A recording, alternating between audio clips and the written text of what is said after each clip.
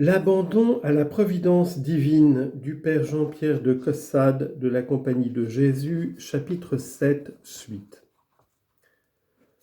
Que la contemplation, la méditation, les prières vocales, le silence intérieur, les actes des puissances sensibles ou distincts ou moins aperçus, la retraite ou l'action soient ce que l'on voudra en eux-mêmes.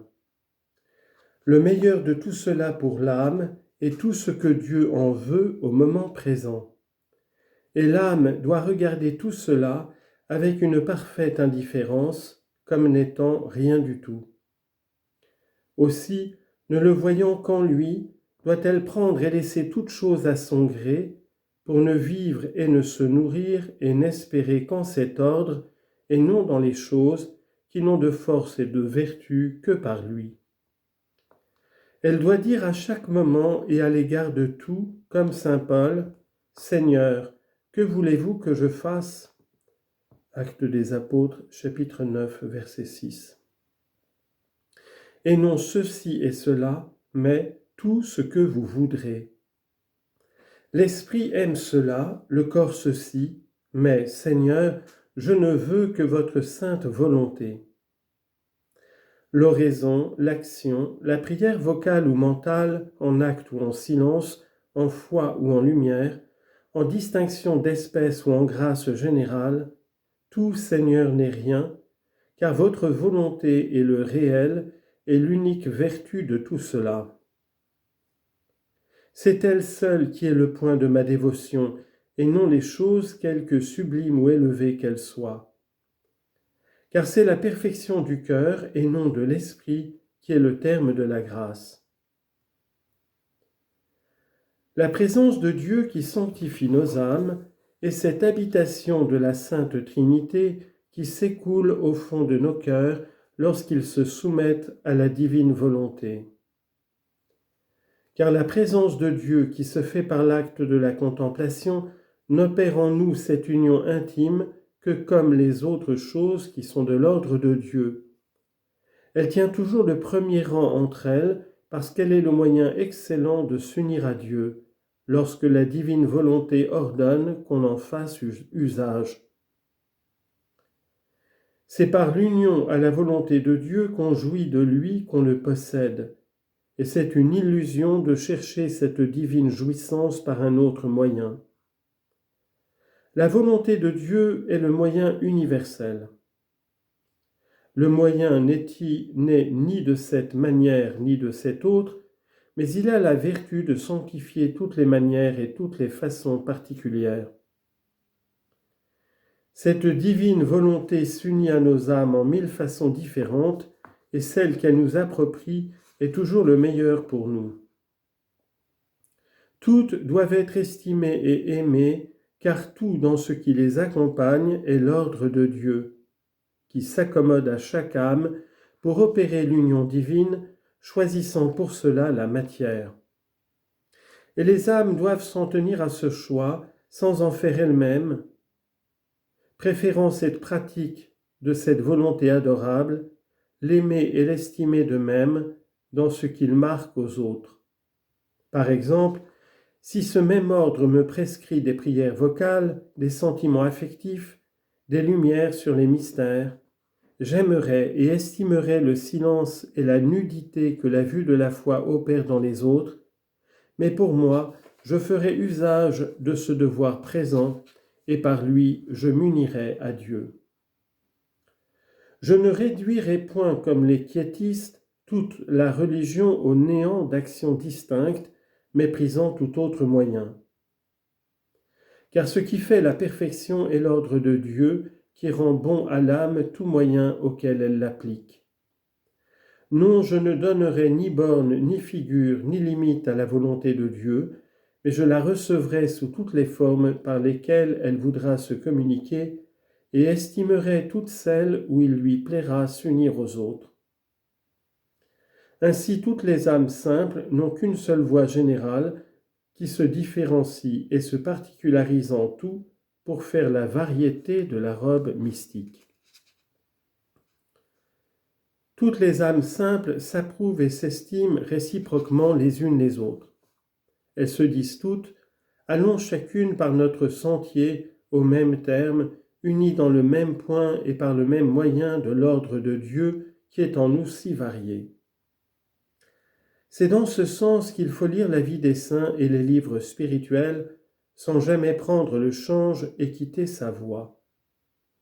C'est pour cela qu'il est tout à fait nécessaire de ne lire et n'avoir d'entretien spirituel que par l'ordre de Dieu. Car si cet ordre en fait un devoir présent, l'âme, bien loin de prendre le change, sera affermie dans sa voie par cela même qui en est différent en sa lecture. Mais si l'ordre de Dieu ne fait pas un devoir présent de cette lecture et de ce commerce spirituel, on en sortira toujours avec trouble et on se trouvera dans une confusion d'idées et une variation continuelle, parce que, sans l'ordre de Dieu, il ne peut y avoir de l'ordre nulle part. Jusqu'à quand occuperons-nous donc le libre, la capacité de notre âme des particularités de nos moments présents? Quand est-ce que Dieu nous sera tout en toutes choses? Laissons le ceci, le cela se faire sentir selon qu'il est, et vivons au-delà très purement de Dieu même. C'est pour cela que Dieu répand tant de destruction, de néant, de mort, d'obscurité, de confusion, de bassesse dans tout ce qui arrive à certaines âmes. Il n'y a rien en ce qu'elles souffrent ni en ce qu'elles font qui ne soit que très petit et très méprisable à leurs yeux et à ceux des autres. Il n'y a rien d'éclatant. Dans tous leurs moments, tout y est commun. Ce n'est au-dedans que trouble, au-dehors que contradiction et dessein renversés. Un corps infirme est sujet à 1000 besoins qui ne sont rien que le contre-pied de tant de pauvreté et d'austérité qui ont fait admirer les saints. On ne voit ni aumône excessive, ni zèle ardent et étendu. Et l'âme est ainsi nourrie, quant au sens et à l'esprit, d'une nourriture tout à fait dégoûtante, car rien de cela ne lui plaît. Elle aspire à toute autre chose, mais toutes les avenues de cette sainteté si désirée sont fermées. Il faut vivre de ce pain d'angoisse, de ce pain de cendre, avec une contrainte intérieure et extérieure continuelle. Il faut sentir une idée de sainteté qui sans cesse fait la guerre d'une façon impitoyable et irrémédiable. La volonté en est affamée, mais il n'y a pas moyen de venir à l'effet. Pourquoi tout cela, sinon afin que l'âme soit mortifiée dans ce qu'il y a de plus spirituel et de plus intime, et que, ne trouvant ni goût ni satisfaction en rien de ce qui lui arrive, elle mette tout son goût en Dieu qui l'amène exprès par cette voie, afin qu'il n'y ait que lui seul qui puisse lui plaire? Laissons donc l'écorce de notre vie pénible, puisqu'elle ne sert qu'à nous humilier à nos yeux et aux yeux des autres. Ou plutôt, cachons-nous sous cette écorce et jouissons de Dieu qui seul est tout notre bien.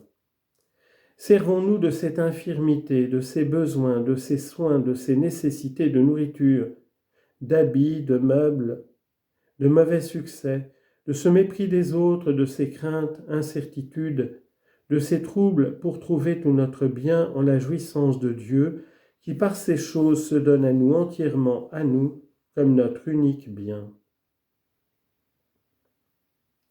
Dieu veut être en nous pauvrement, sans les accompagnements de sainteté qui rendent les âmes admirables. C'est que Dieu seul veut être seul l'objet de notre cœur et désire que lui seul nous plaise. Et nous sommes si faibles que si l'éclat de l'austérité, du zèle, de l'aumône, de la pauvreté y était, nous ferions de cela une partie de notre joie. Mais dans notre voie, il n'y a rien qui ne nous soit désagréable, et par ce moyen, Dieu est toute notre sanctification et notre appui. Et le monde ne peut que nous mépriser et nous laisser en paix jouir de notre trésor. Dieu veut être le principe de tout ce qu'il y a en nous de saint.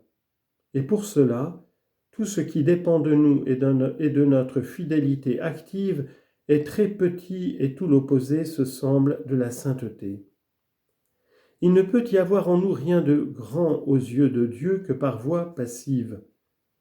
Ainsi, n'y pensons plus, laissons à Dieu le soin de notre sainteté. Il en sait les moyens, ils dépendent tous d'une protection et d'une opération singulière de sa providence, ils s'exécutent ordinairement à notre insu, et par cela même que nous rebutons le plus et à quoi nous nous attendons le moins.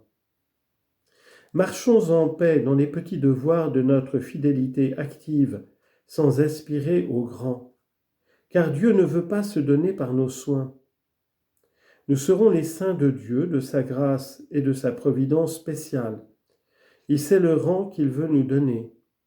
Laissons-le faire, et sans nous former désormais de fausses idées et de vains systèmes de sainteté, contentons-nous de l'aimer sans cesse, en marchant avec simplicité dans la route qu'il nous a tracée et où tout est si petit à nos yeux et aux yeux du monde.